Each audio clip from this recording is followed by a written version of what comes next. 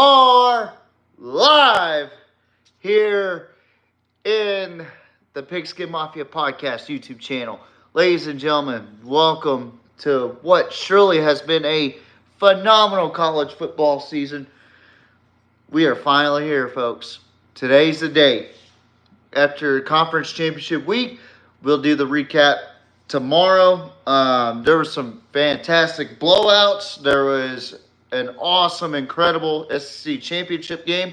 I'll react to that tomorrow. But today, that's not why we're here. We got big news here on the P&P. We got, hey, stop it. All right, ladies and gentlemen, welcome back to a very special edition of the Pigskin Mafia Podcast. And let me tell you guys, this is the final college football playoff bracket reaction.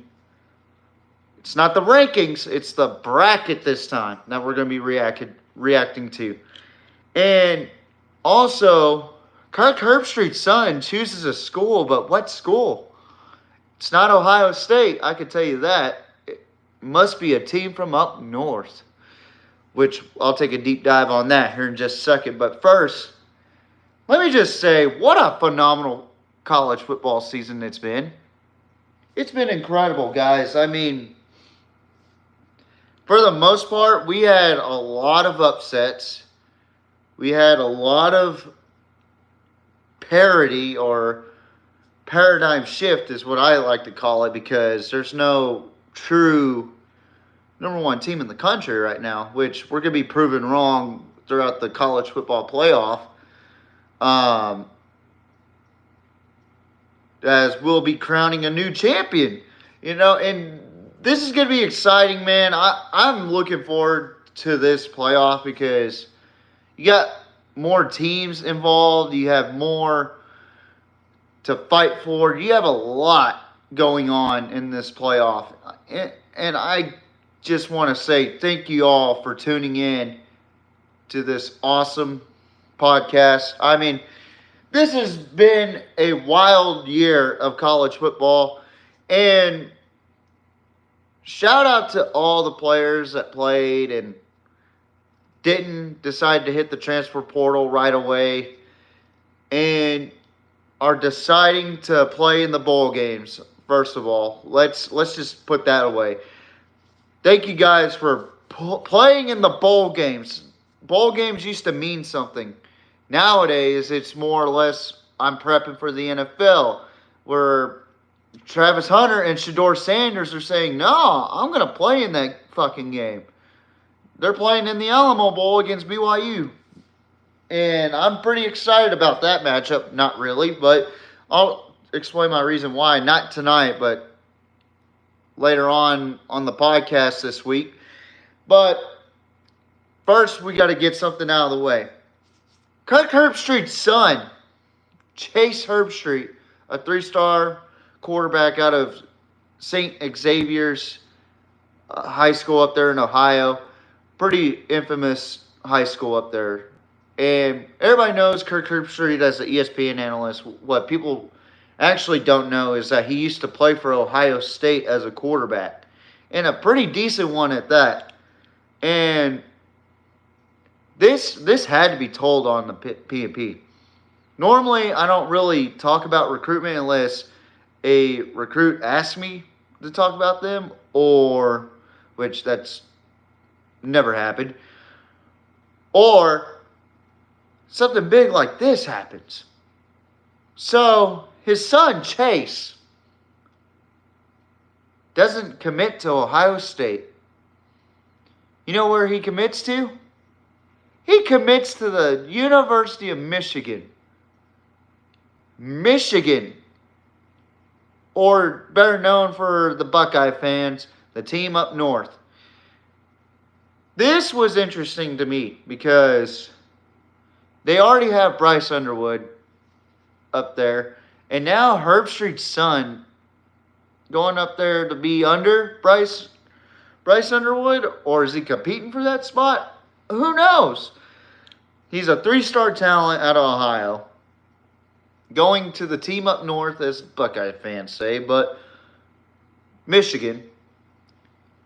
I'm very interested in this storyline, how Chase Herbstreit's decided to pick Michigan. It looked like earlier today that Kirk was upset during the selection show, and he kind of got on to Booger McFarland. I was like, that's not normal Herbie.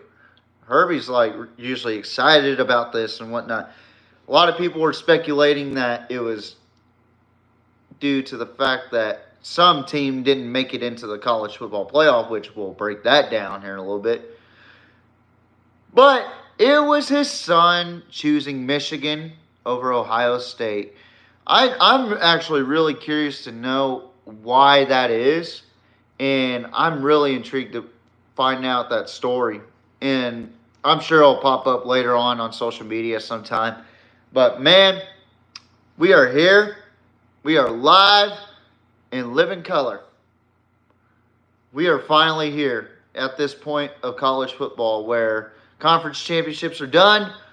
The final 12 teams. This is the first 12-team playoff and the only 12-team playoff. Next year will be at 14, which I think is ridiculous. We should play 12 a couple more years with this 12-team playoff, so that way we can get acclimated. The players could get acclimated. The coaches could get acclimated. A couple things before we break down who's facing who's seated where. I got a little gripe about the automatic bid. Okay, so the automatic bidding for the conference champions is a little weird to me. It's not a big gripe. It's just something that I kind of just really don't like, honestly. That the conference champions get an automatic bid, sure. But are they truly the top 4 team? The answer is no. But I understand why they did it, because they want to establish that there's a primary in each conference. And then you have a 5th conference champion that's left out, but they say they could be seeded anywhere from 5 to 12, but what I've seen lately is that the conference champion that's left out of the first round is seated at 12. And I don't quite understand that. The CFP committee didn't fully think this through, in my opinion. I think that's the one gripe I have with the college football playoff committee. But hey, my initial reaction is this. We had a banger of a start with this college football playoff. And let me tell you, we're going to start off with number 1. It's obvious. It's the Oregon Ducks. Now, the Oregon Ducks are undefeated, undisputed Big Ten champions. Congratulations to them, which we'll go over that game on the recap show tomorrow. Same time. I'm not solely convinced that they are the number 1 team in the country. The number 1 in front of them, don't let it mislead you. They don't look like the best team in the country to me. Number 2, the 2 seed in this playoff bracket, Georgia. Now, Georgia ended up beating Texas, which, again, I'll recap it on the show, how they beat Texas and how Texas lost. Yeah, Texas lost. Big deal. We're in the playoff, Aggie. Georgia, to me, is one of those teams right now that could be viewed as a national championship contender. And for Georgia, this is a huge opportunity for them to make that known and to prove it. Especially with who they got in the bracket on their side. It's very favorable on their end. It's looking pretty, honestly, it's going to look pretty easy from the outside looking in. But there's a couple teams that might give them trouble, and I'll break that down here a little bit. But number 3 is one of those teams Boise State at the 3rd seed, getting their first round bye as a group of 5. Mountain West Conference champion. This was a smart move by the committee, in my opinion. I think they had the best resume, even though you could talk about strength of schedule, strength of conference. I think they played really well against Georgia. They had Oregon. They had a 200-yard rusher in that game, which was Ashton Jeanty, who should win the Heisman. Boise State right now is a very dangerous football team. I watched them play against UNLV, and boy, they look good. They look fantastic, which we'll break that down tomorrow as well. Number 4 is another team that could give Oregon a scare, and that is the Arizona State Sun Devils. Kenny Dillingham, Sam Levitt, and of course Cam Scatabo. Cam Scatabo. That's how a white man runs a football, is what he told America. And he ran over 170 yards against Iowa State. Again, I will break that down tomorrow. Boy, that team is lethal. Lethal weapon right there. But I don't know if they can make it to the national championship. Whereas this next team, yeah, they lost their conference championship, but they are in a good fucking spot. And that's my University of Texas Longhorns.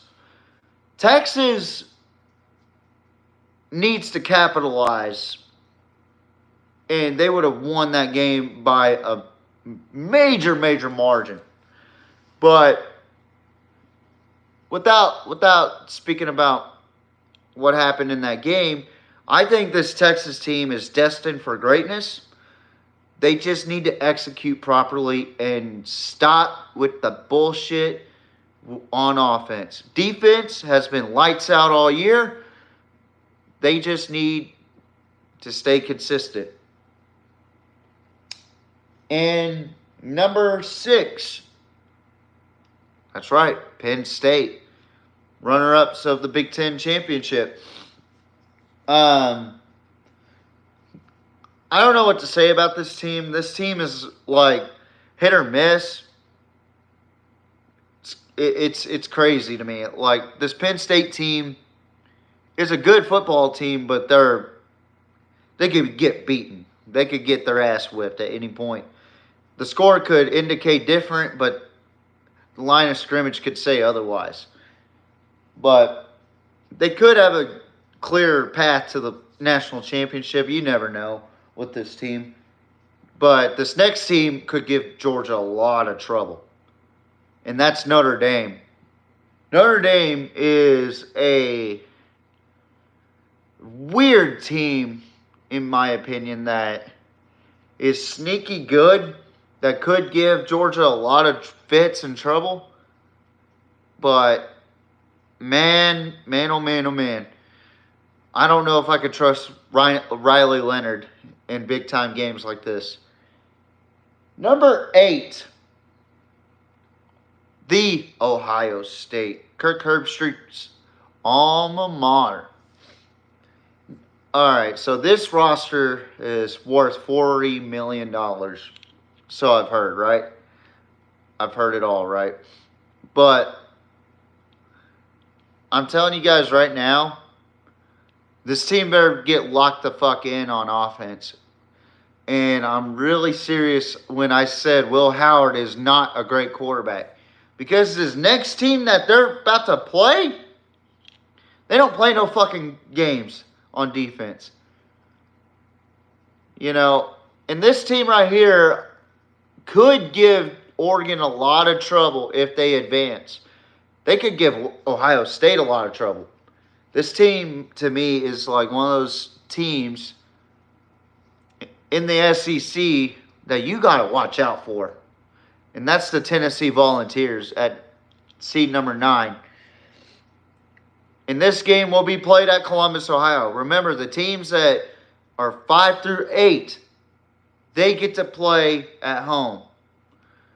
second round, they get to play in major bowl games like the Rose Bowl, the Peach Bowl, and all these other bowl games. But Tennessee has a lethal running back in Dylan Sampson, and they have a very elite defensive line that I appreciate so much. What hurts them, in my opinion, is the pass game, which I think that Ohio State could take advantage of. But you're leaving it in the hands of Will Howard if your run game is shut down. You have two elite running backs right there, Hendrickson and Quinshawn Judkins right there for Ohio State. But Tennessee is more than capable of beating Ohio State, and they could threaten Oregon's chances of winning a national championship. Now, number 10, Notre Dame gets to face an old rival of theirs in the same state. Yes, I'm talking about the Indiana Hoosiers. If you were to tell me not a couple months ago, I would say preseason, if Indiana was going to be even remotely close to being where they're at today, I would have laughed in your fucking face and said, Indiana who? Well, here they are. You can say what you want about their weak schedule and this is yada, yada, yada. They beat the team that beat Ohio State, by the way, who beat their ass in Columbus. And again, I don't know if I could trust Riley Leonard enough to beat anybody in this playoff. But Indiana is a good indicator right now of how Riley Leonard's going to do this in this playoff. I think Indiana is probably going to be the weakest team in this playoff, but I would not count against them by any means. They are still a tough ball club to prepare for. Kurt Cignetti, who also complained about not getting a home field advantage, rightfully didn't deserve it, in my opinion. But he's got his ball team ready to go, locked in, so I expect Indiana to give Notre Dame a good fight, especially in a rivalry game in the playoff.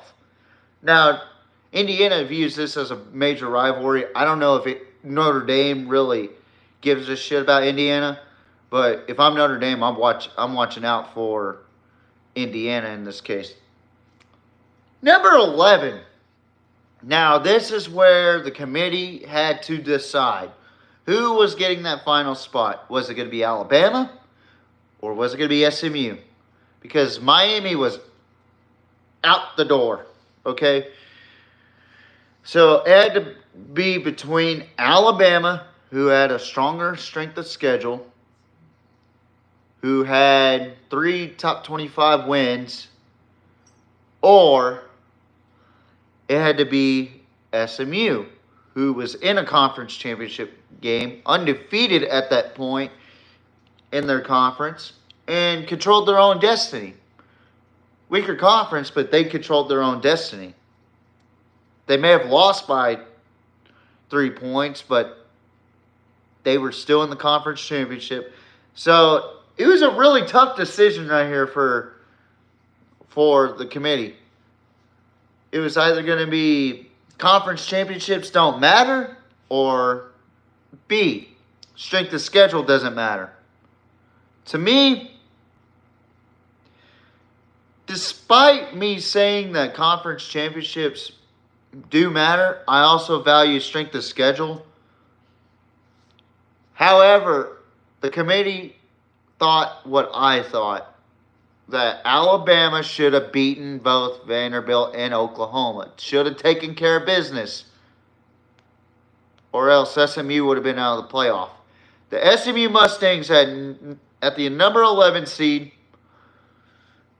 boy, what a ball club. They fought back, showed their resiliency. This team could be the David to Penn State's Goliath. And this SMU team might be a scary team to play against if you're on that side of the bracket. So if you're Penn State, Boise State, watch out because Pony Express is coming through. And what would be a historic story if we saw SMU in the national championship? You know, it would be wonderful to see SMU in the national championship. But do I think will happen? We'll see. We'll see. And finally, Texas versus Clemson. This is going to be a slobber knocker.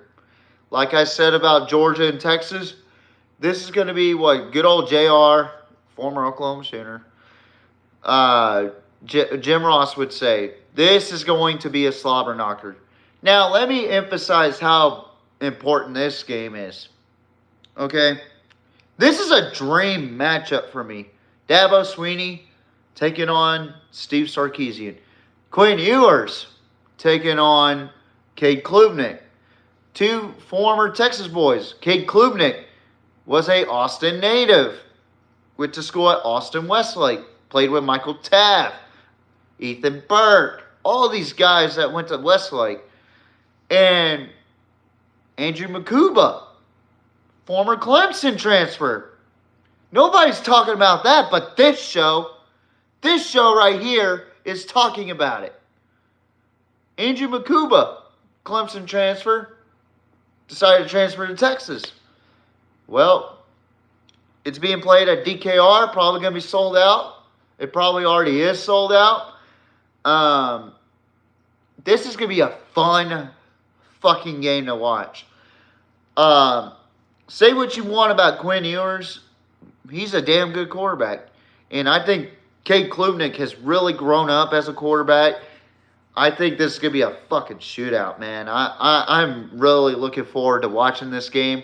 It's going to be fun to watch. Now, on the defensive side, I see some weak spots in Clemson already in the past game. Run game, that's going to be a little bit more tricky for Texas. On the defensive side for Texas, I think you're going to have a little bit more trouble throwing the ball against a top-tier defense if you're Cade Klubnik, but I still think he's going to get the ball out on time. He's still going to be able to find somebody open.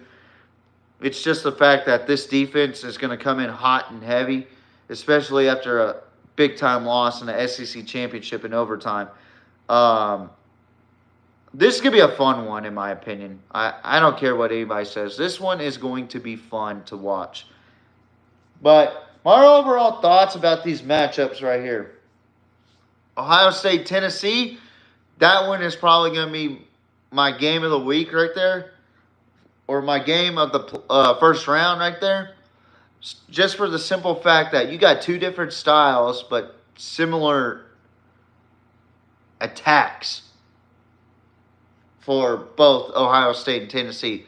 Two different styles, but same attacks.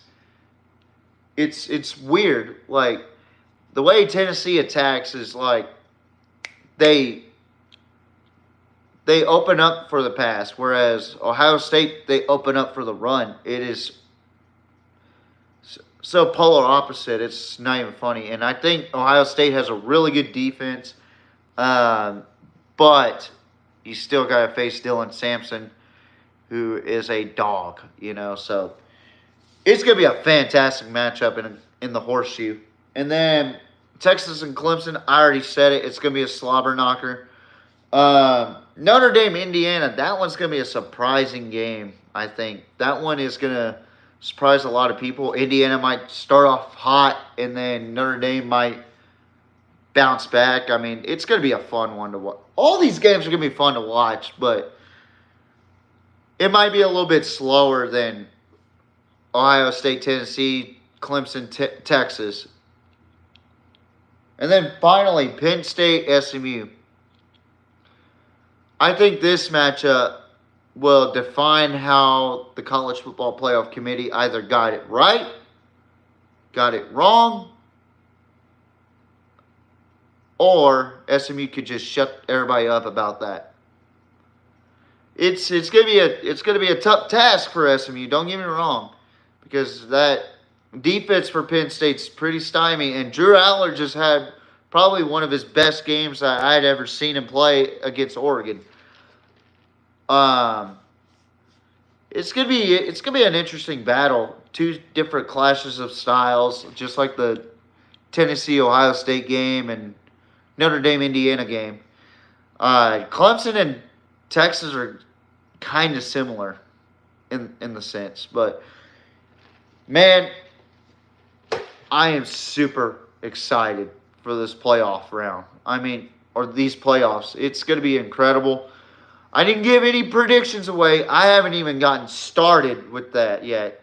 I haven't even had the thought process yet with that. But those games are going to be fun to watch, in my opinion. There's either going to be 2 blowouts or 4 great games, in my opinion. But either way, it's going to be fun to watch. But for you Alabama fans,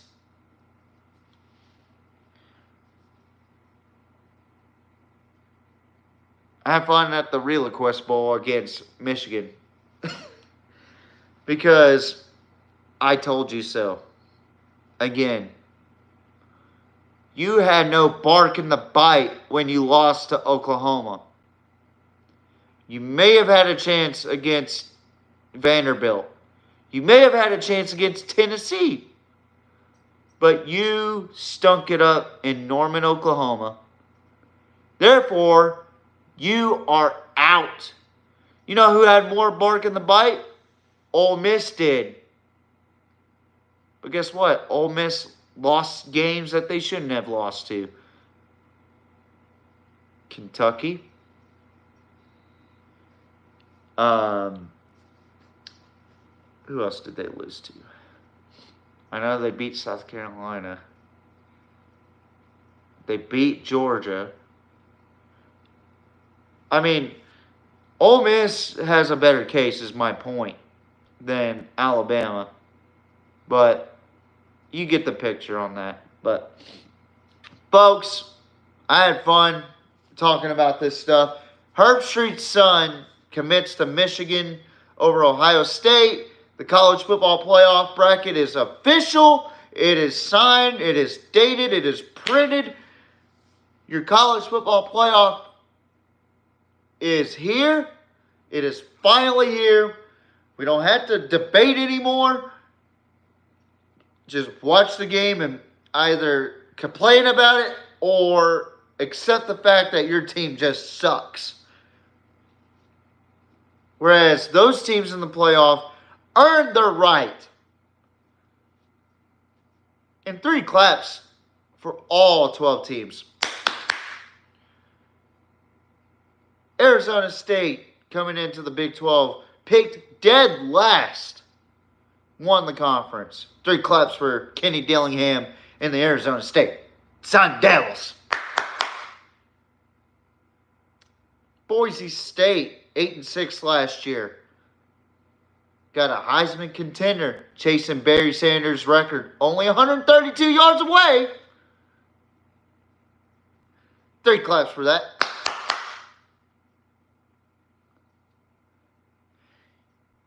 Georgia struggled throughout the season, lost to both Alabama and Ole Miss, but got to beat Texas twice, once in the SEC championship. 3 claps for Georgia. In Oregon, coming into the Big Ten for the first time after leaving the Pac-12, undefeated, the only undefeated team in the college football. Only team in college football right now. 3 claps for the Ducks. Quack, quack, quack. I mean, in 3 claps for the rest of the teams, including my Longhorns. SMU making history. Indiana making history. Notre Dame coming back to the college football playoff. Clemson bouncing back. Ohio State. And how about those Vols? Let me tell you, I am ecstatic about this playoff. You guys should be too. It is incredible. It is one of the best times of the year. Bowl season is the best time of the year.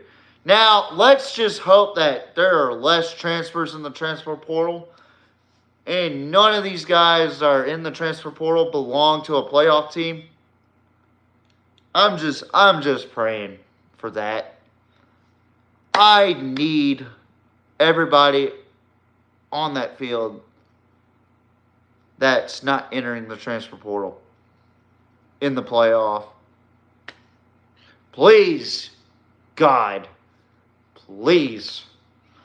I'm tired of this transfer portal shit. I really am. I've been seeing nothing but transfer portal, transfer portal, transfer portal. I follow the app on, or not the app, but the profile or the account on Instagram. Transfer portal, transfer portal, transfer portal. This person transferred, this person transferred.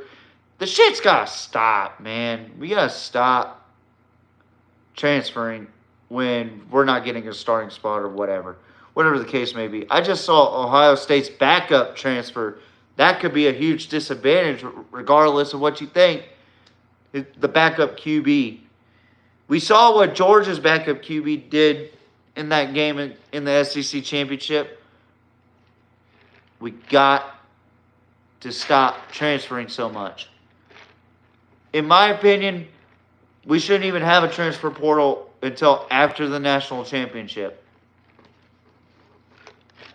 Not even close. During springtime, after the spring games are done, in my opinion, would be a perfect time for the transfer portal. I don't care then. But during bowl season and national championship season, we got to have guys stop opting out for the NFL draft too, unless their team is not even in a bowl game. I just think it's pathetic. I think it's quitting on your team early. So, I mean, Shador and Travis Hunter are going to be playing in the bowl game. Why can't you? Honestly, like, I can praise them for that. I may not like the character of what they stand by, but at least they're playing in the bowl game. That's all that matters. That's what I want for my players, for everybody's players. We got to stop with the transfer portal shit, honestly. So tune in tomorrow, same time. I will be back on to do the recap of the conference championship games. It's going to be a fun one, guys. I am looking forward to it. Sort of, because my Longhorns did lose, but we still got into the playoffs. That's all that matters. So I'm going to do this one thing real quick.